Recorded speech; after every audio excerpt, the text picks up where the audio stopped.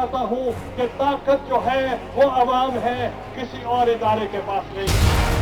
हमें किसी सर्टिफिकेट की जरूरत नहीं, इलेक्शन का मैदान लगेगा, घोड़ा भी हाजिर होगा, मैदान भी हाजिर होगा। अस्सलाम वालेकुम and good evening everybody, you watching crossfire. मैं हूं मेहर बुखारी। बात सादा सी मगर दलील कमाल की है। मुल्तान में आज लड़ा जाने वाला इंतखाबी मार्का कल को आने वाले आम इंतखाबात की देग का चावल का वो दाना है कि जो बता देगा कि देग में है क्या। आज के इलेक्शन के 2-3 मतालिब हैं। पहला तो ये कि अगर आज का इलेक्शन करप्शन, चोर बाजारी, लाकानूनियत के खिलाफ इजहार का जरिया है तो फिर ये इलेक्शन पीपल्स पार्टी को हार जाना चाहिए। और अगर NA 151 की खाली होने वाली नशिस्त से मुतालिक अदालत उज़्मा का फैसला अवाम ने दुरुस्त तस्लीम कर लिया है, दिल से मान लिया है, तो तब भी ये इलेक्शन पीपल्स पार्टी को हार जाना चाहिए। और अगर पीपल्स पार्टी, मुस्लिम लीग नून और तहरीक इंसाफ के खामोश इत्तेहाद और मुस्लिम लीग काफ के एक मकामी बाप की दबे पांव की हमायत के बावजूद जीत जाती है तो फिर ये मान लेना चाहिए कि ना सिर्फ पीपल्स पार्टी पर लगने वाले सारे इल्जामात अवाम ने मुस्तरद कर दिए हैं, बल्कि ये इशारा भी हमें समझ लेना चाहिए कि आम इंतखाबात की देख से पीपल्स पार्टी के नाम इक़्तिदार की बयानी फिर निकलेगी। मगर इसके बावजूद नाक़दीन कहते हैं कि मज़ा तो तब आए कि पीपल्स पार्टी अपने दावे के मुताबिक लंबे तनासुब से, लंबे मार्जिन से जीते। दूसरी तरफ के मुरीदीन जो हैं वो ये कहते हैं कि जब सारे पीपल्स पार्टी के खिलाफ मुत्तहिद हों और मीडिया में भी इसके खिलाफ तूफान भी खड़ा हो तो फिर एक वोट से भी जीत बड़ी कामयाबी है। मगर इससे हटकर हमारा सवाल वही है कि क्या अब्दुल कादिर गिलानी की जीत या हार पाकिस्तान की आने वाली सियासत का कोई पेश खैमा होगी या महज ये एक मामूली सा एक ज़िमनी इलेक्शन ही साबित होगा। इसका पैगाम क्या होगा, किसके लिए ये पैगाम होगा। और एक रीसेंट सर्वे भी आपको बताएंगे ये जांचने के लिए कि आखिरकार पाकिस्तानी जो हैं आज क्या मांग रहे हैं इस मुल्क में। एक छोटा सा वक्फे के बाद आपकी खिदमत में हाजिर होंगे। हमारे साथ बोसन साहब भी मौजूद होंगे। अभी जो 1100 वोटों से पीछे रह गए हैं, कई पोलिंग स्टेशंस हैं जो अभी भी जिधर वोटिंग मुकम्मल नहीं हुई। But all that after very short break, stay with us, we are gonna be right back.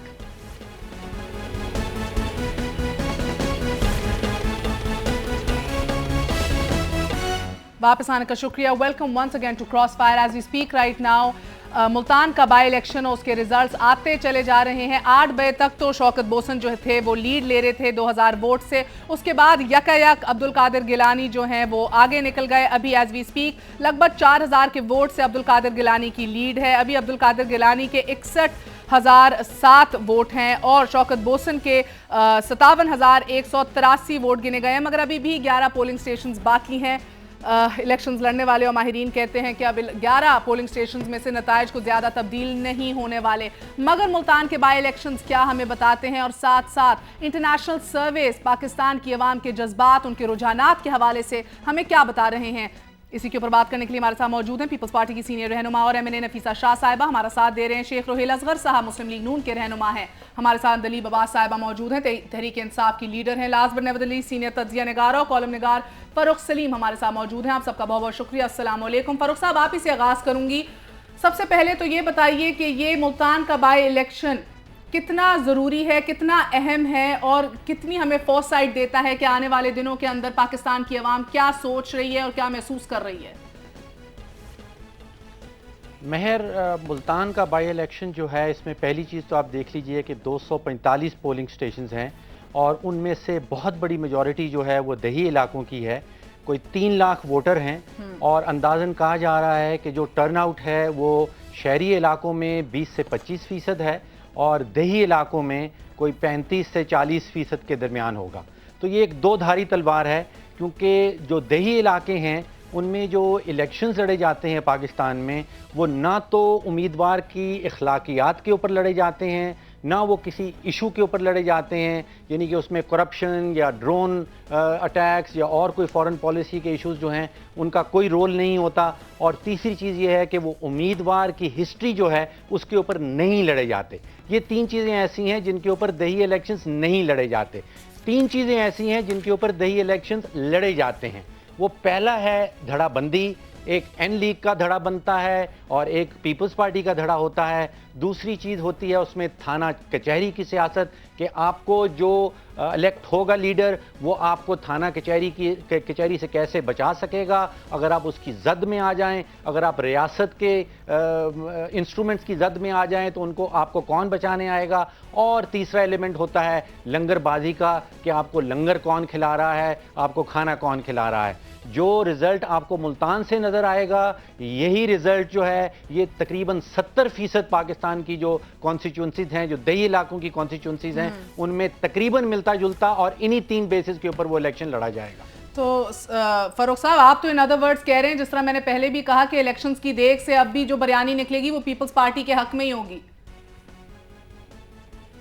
आप बयानी चख चुकी हैं 1973 से, जिस दिन से पाकिस्तान को एक नया आइन मिला था, उस दिन से आज तक हम 9 इलेक्शन लड़ चुके हैं, और उन 9 इलेक्शंस का डेटा आप सामने रख लीजिए। वो दही इलाकों का जो डेटा है वो इससे कोई मुख्तलिफ नहीं है।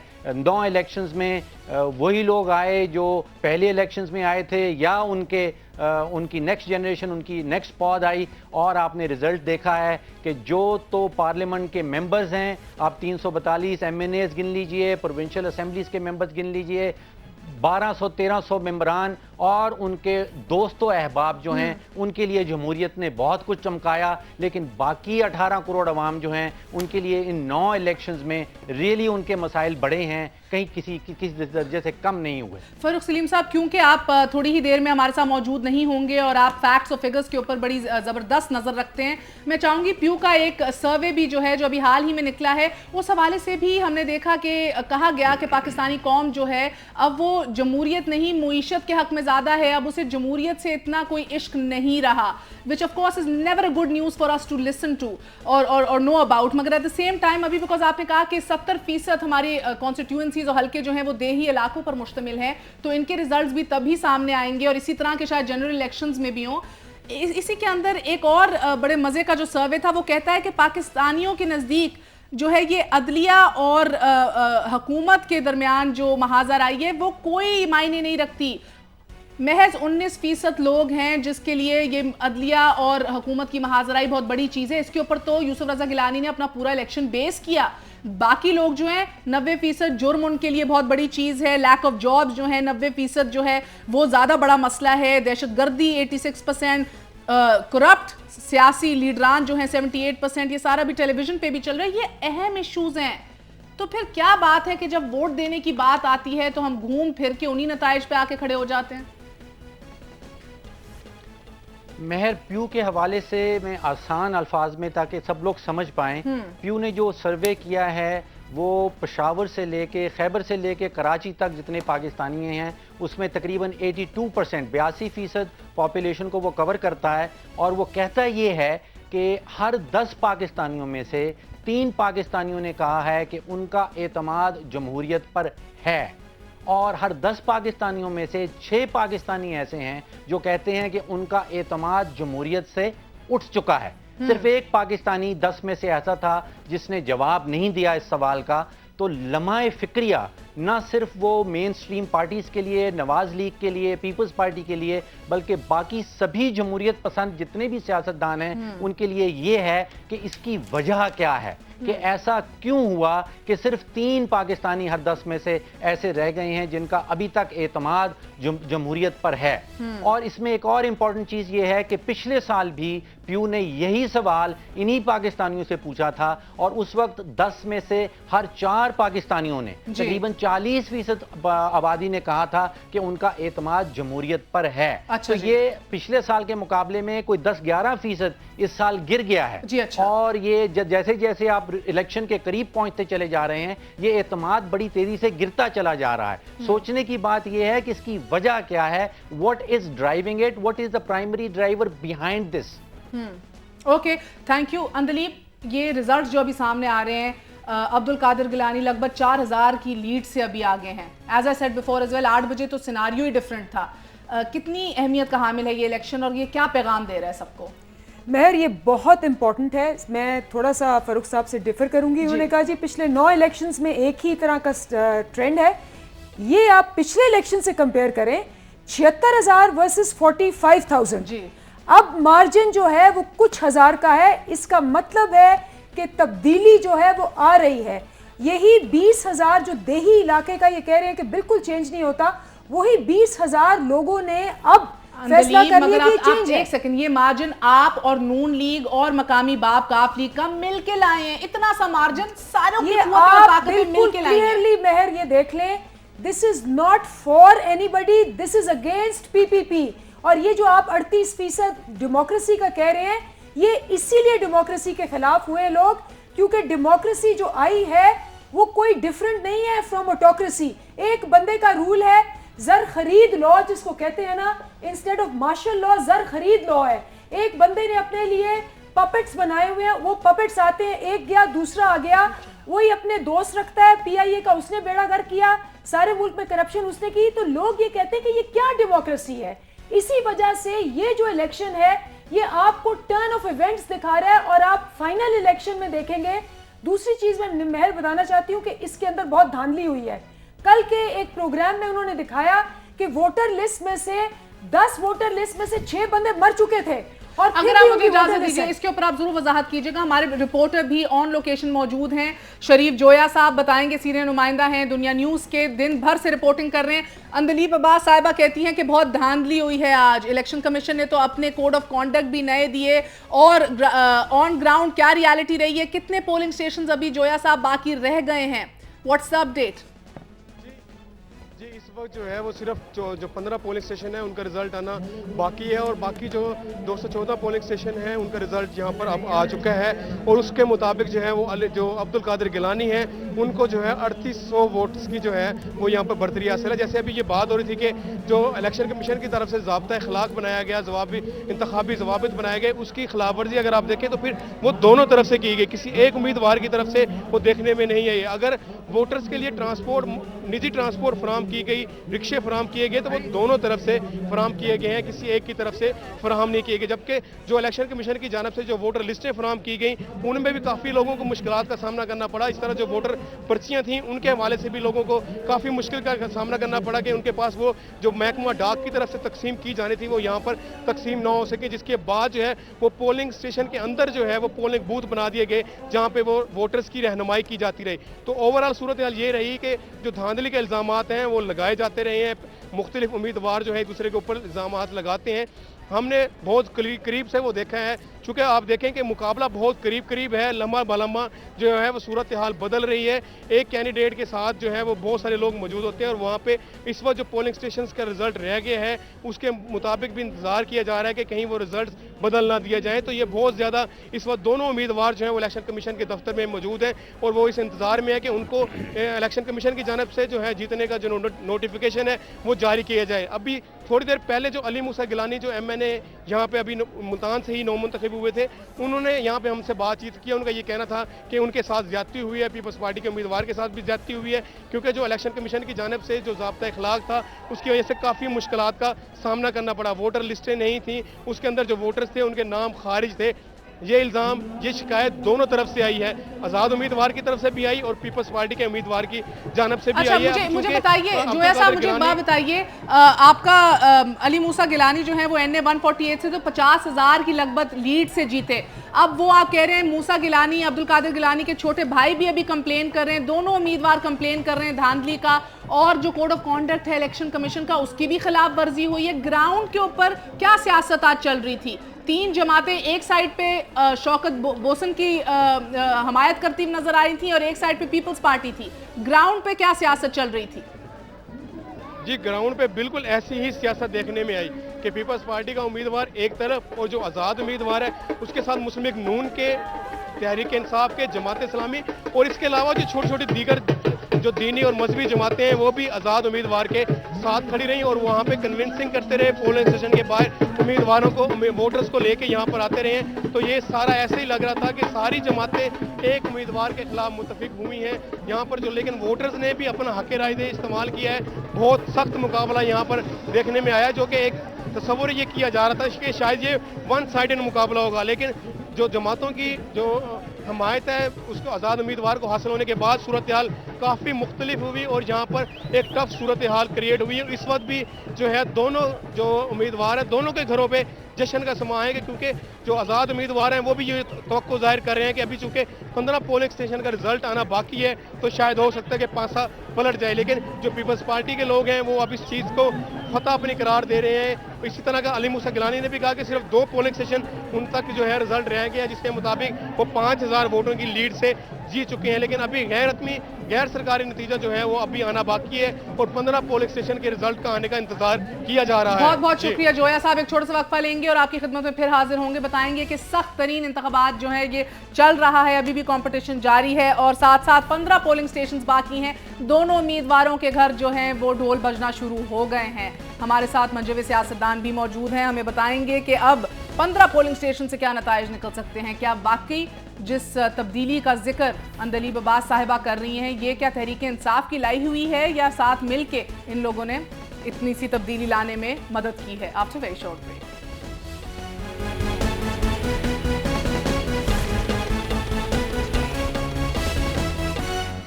वापस आने का शुक्रिया। ताज़ा तरीन खबर ये आई है कि अब्दुल कादिर गिलानी NA 151 से जीत चुके हैं। अभी आपको वो फुटेज भी दिखाएंगे, उनके घर के बाहर भी भंगड़े हो रहे हैं, ढोल बजाए जा रहे हैं। अभी हमारे साथ शौकत बोसन साहब मौजूद हैं। बड़ा टफ टाइम दिया अब्दुल कादिर गिलानी को आपने बोसन साहब, अस्सलाम वालेकुम, बहुत बहुत शुक्रिया साथ देने का।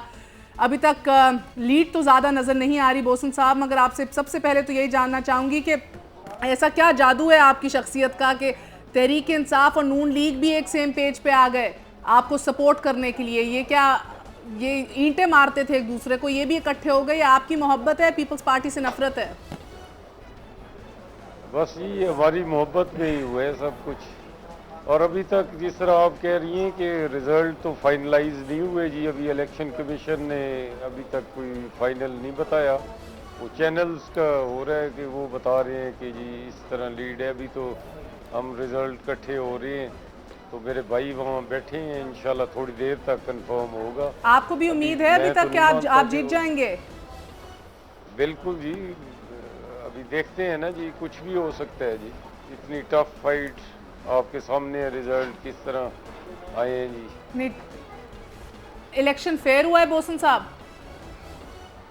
जी इलेक्शन तो बिल्कुल फेयर हुआ है जी, उसमें तो कोई ऐसी बात नहीं है, मगर उसमें जो रूल ऑफ कंडक्ट बनाया गया था उसको आज मद्देनजर नहीं रखा गया। वो रूल ऑफ कंडक्ट भी ज़रा स्ट्रिक्ट था, काफ़ी लोगों का ये कहना है। बट शुक्र अल्हम्दुलिल्लाह पाकिस्तान में आज को ये माना है कि इलेक्शन फेयर हुआ है। बोसन साहब आप मेरे साथ कनेक्टेड ही रहिए मुल्तान से, ताज़ा तरीन रिजल्ट्स भी आ रहे हैं और उम्मीद पे ज़िंदगी कायम है। यकीनन शायद आप जीत जाएं, मगर मुझे लगता है शेख साहब को इससे इख्तलाफ है। शेख साहब मुश्किल है, मंजे हुए सियासतदान ने बड़े इलेक्शन भी लड़े हैं, मुश्किल है? बिस्मिल्लाहिर्रहमानिर्रहीम।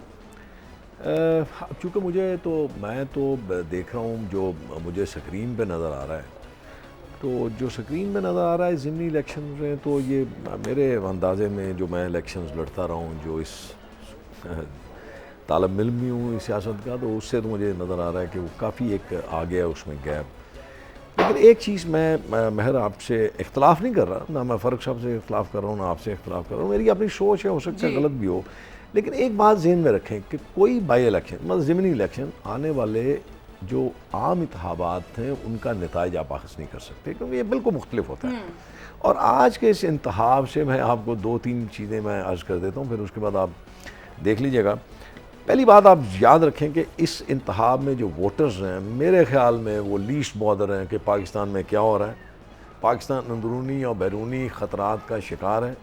पाकिस्तान में कितनी करप्शन हुई है, मतलब आप मुझे ये बता दें कि दूर बैठे गांव में किसी अनपढ़ शख्स को क्या पता है कि कितने बिलियन की करप्शन साल में होती है या महीने में होती है, दिन में होती है। 4 सालों में आपकी ऑपोजिशन इतना भरपूर किरदार नहीं अदा कर सकी कि आप आवाम को बेदार और आगाह कर दें। आप बिल्कुल बजा फरमाती हैं, लेकिन बात ये है कि अभी हम उस निच पे पहुंचे नहीं हैं।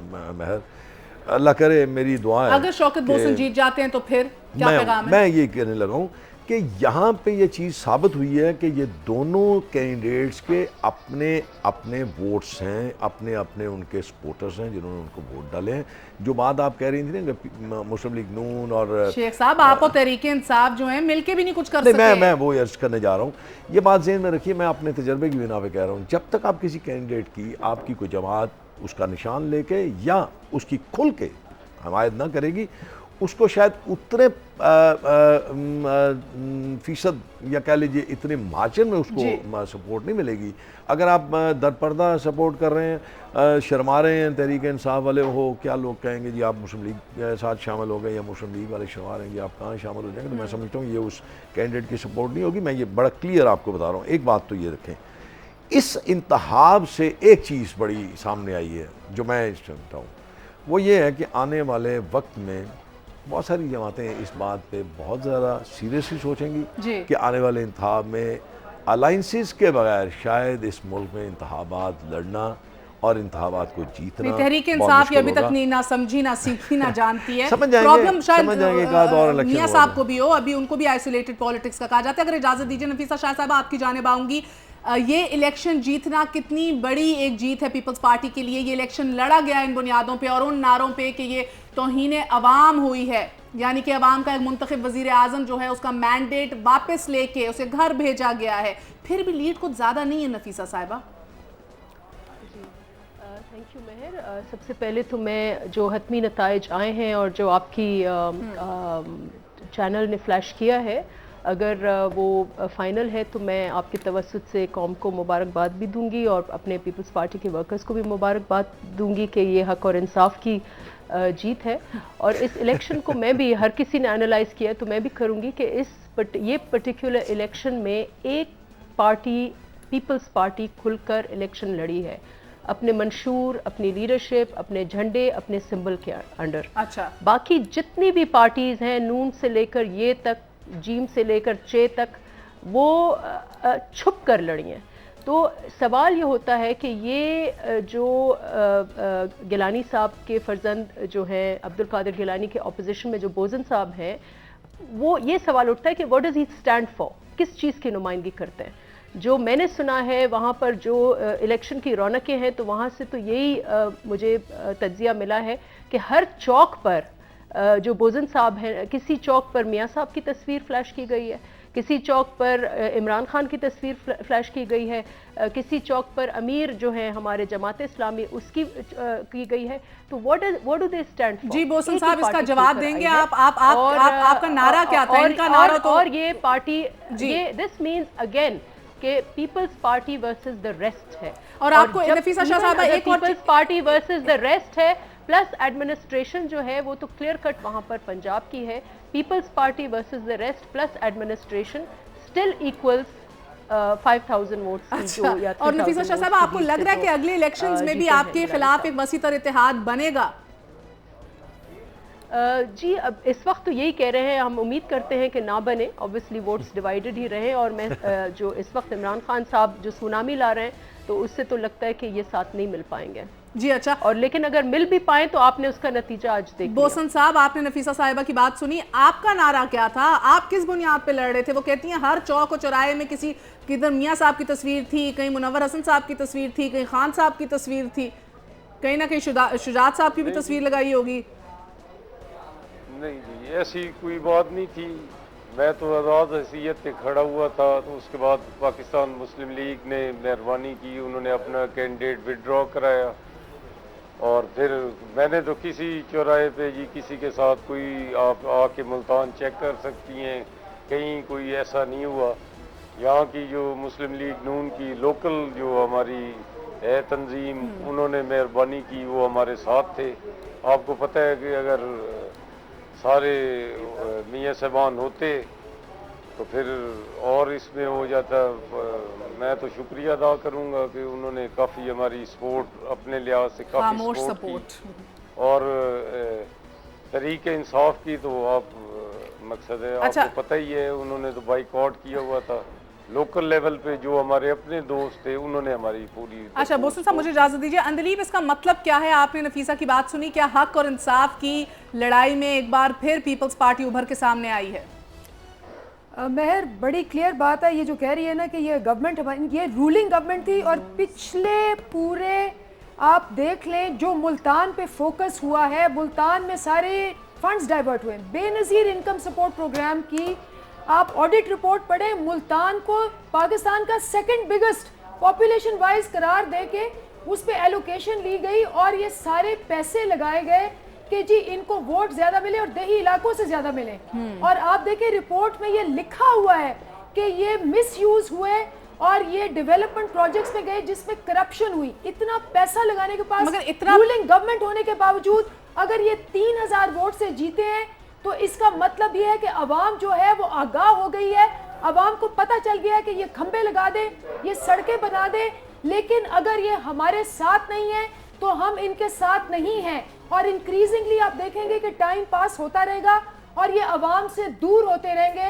जैसे कि ये कह रही हैं, ये खुशी का इनके लिए मौका नहीं है, इनके लिए ये फिक्र का मौका है, क्योंकि इनकी बतदरीज जो लीड है वो कम होती जा रही है। अच्छा अंजलि साहिबा, ये इलेक्शन बता रहा है कि आप और नून लीग का इत्तेहाद जो है वो बड़ा फ्रूटफुल निकला है। अगला इलेक्शन नून लीग के साथ मिलकर लड़ेंगे? देखिए जी बड़े क्लियर हैं, बोसन साहब ने आपको बता दिया कि जी हमने बॉयकॉट किया हुआ था, हम नहीं थे साथ। हम शुरू से ही कह रहे हैं कि हम नहीं थे साथ, नंबर 1। नंबर 2, छोड़े जी, इधर लाहौर में धूमें पड़ी हुई आपके इत्तेहाद की, अब आप बज़ाहिर जमातों के साथ नहीं होंगे, हम मैं माजरत के साथ वैसे शेख साहब सियासत करनी तहरीक इंसाफ को भी आई गई है, ये तो मान लें। मैं हाँ या ना कर दे, मैं जो आपको अर्ज करने जा रहा हूँ, आप जो सवाल पूछ रही हैं वो आप गलत जगह पूछ रही हैं। अंदलीब मेरे ख्याल में पॉलिसी मेकर नहीं है और ना ही इसका जवाब दे सकती है, लेकिन मैं ये ज़रूर कहूँगा कि सियासत में एक हद तक जाना चाहिए। मतलब एक हद से अबूर करेंगे फिर शायद आपको वापसी का रास्ता न मिले, आप खो जाएं रास्ते में। तो इसलिए मैं नहीं समझता कि अगर आपने पाकिस्तान के लिए या पाकिस्तान में तब्दीली लाना चाहते हैं तो मैं नहीं समझता कि अभी आपके पास ऐसे हालात पैदा हो गए हैं कि आप अकेले सारी एक वक्फा ले ले शेख साहब, फिर जानने की कोशिश करते हैं कि क्यों नहीं समझ रहे कि सियासत इस तरह नहीं की जाती। आज भी जो है साफ सामने आते भी नहीं, साफ छुपते भी नहीं, मगर साथ पीछे इत्तेहाद तो रखा। After very short break we gonna be right back.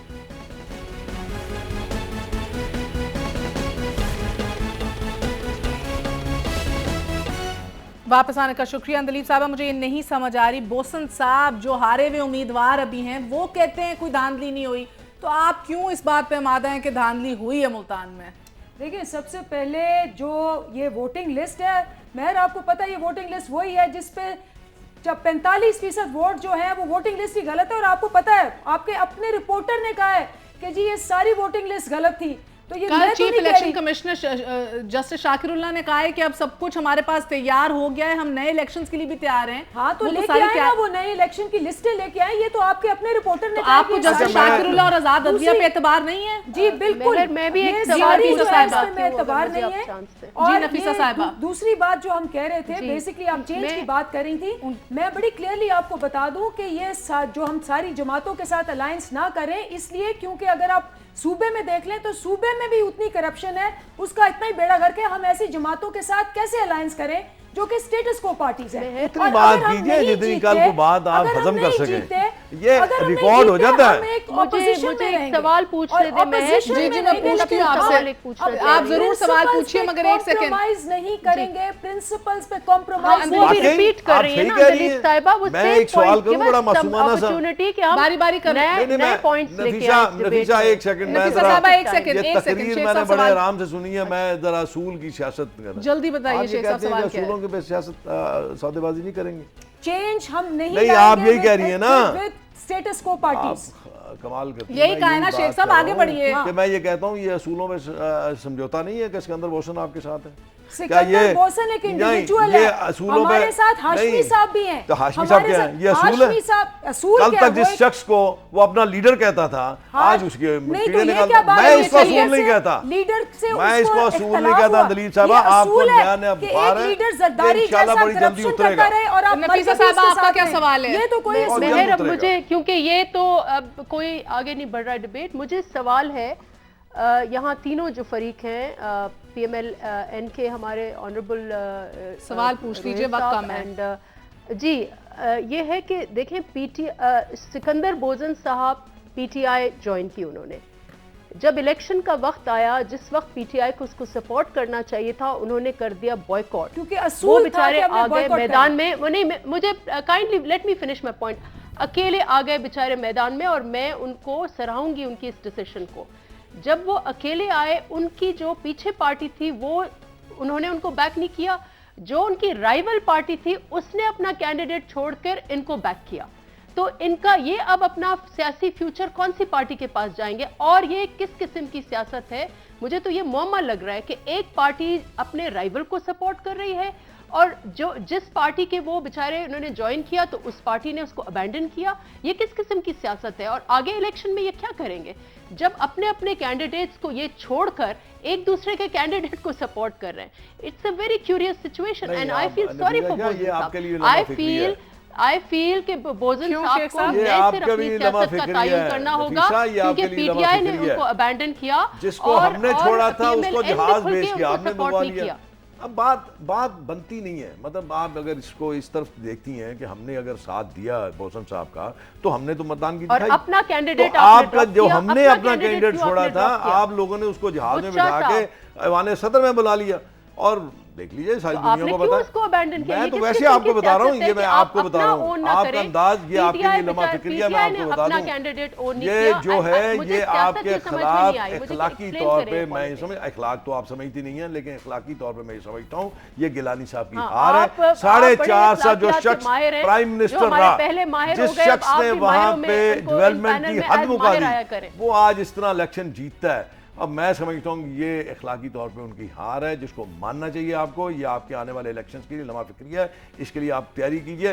जहां तक यहाँ बात हो रही थी तो आज अवाम ने मैंडेट दे दिया, अवाम को बीच में मत लाइए नफीसा शाह। एक हल्का 18 करोड़ अवाम की आवाज नहीं हो सकती। मैं क्यों बोल रही हूँ, आप क्यों बोल रहे हैं? हमारी हैसियत क्या है? मैं ये आपको बता दूं कि 18 करोड़ अवाम आपके इस काले कामों की हमायती नहीं हो सकती। एक बात सही, अब्दुल कादिर गिलानी जिस बड़ी लीड के चर्चे कर रहे थे और बातें कर रहे थे, उस बड़ी लीड से तो बहरहाल आप नहीं असूली बात है कि 18 करोड़ अवाम को आप एक हल्के में मोहित नहीं कर सकते। आप एक हल्के की जीत या हार को आप इसमें मोहित नहीं कर सकते। ये भी बात दुरुस्त है। अंदलीब साहब कुछ कहना चाहेंगी? जीत तो जीत है, 70,000 वोट से हो, जीतें या हारें, बाय इलेक्शन जो है उसको आप जनरल इलेक्शन से मोहित नहीं कर सकते। बिल्कुल आप ये कह रहे हैं कि किसी को समझ में नहीं आए कि आप हमारा असूल था, हमने कैंडिडेट को आपने सपोर्ट किया, बाय इलेक्शंस में हम पार्टिसिपेट नहीं करेंगे और अपने असूलों पे कायम रहे। रीथिंक योर पॉलिटिक्स, और असूलों पे हम कायम रहेंगे। हमें अगर ऑपोजिशन में बैठना पड़ा, हम घर सुकून करने दीजिए, अलायंस नहीं करेंगे। आप सबका बहुत बहुत शुक्रिया। ये सवाल कीजिए, मैं तो उनसे